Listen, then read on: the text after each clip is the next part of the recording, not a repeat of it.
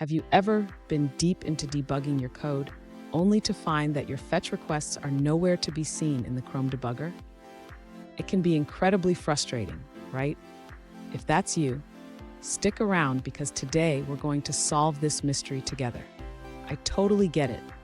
It's like trying to find a needle in a haystack when your fetch requests just don't show up. You're not alone in this.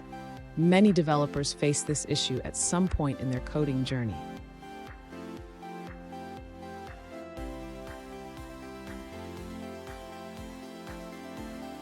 Here's the specific question we're addressing today. One user asked, "Why don't I see my fetch Ajax data requests in the Chrome Debugger?" This is a common concern, and it's important to understand why this happens. So what could be causing this?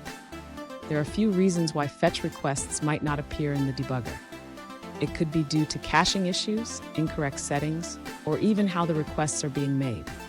Let's break it down step by step. And don't go anywhere. I have a crucial tip at the end that will help you ensure your fetch requests are always visible in the debugger.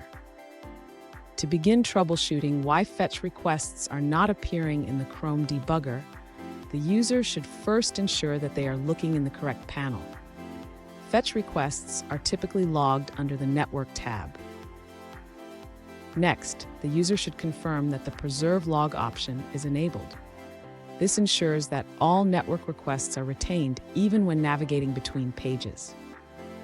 The user should also filter the requests to ensure they are viewing the fetch requests specifically. They can do this by selecting the Fetch XHR filter in the Network tab. If the fetch requests still do not appear, the user should check if the requests are being made after the page has fully loaded. They can do this by refreshing the page while the Network tab is open. Lastly, if the user is still having issues, they should verify that there are no errors in the console that might indicate problems with the fetch requests themselves. Fun fact, did you know that the Fetch API is a modern replacement for XML HTTP request? It makes working with requests much simpler and cleaner, but sometimes it can be a bit tricky to debug. Now, let's look at the answers provided by other users. Another user points out that there is a known issue with Chromium regarding fetch requests. They suggest checking the All tab or the Other section in the Chrome Debugger to find your requests.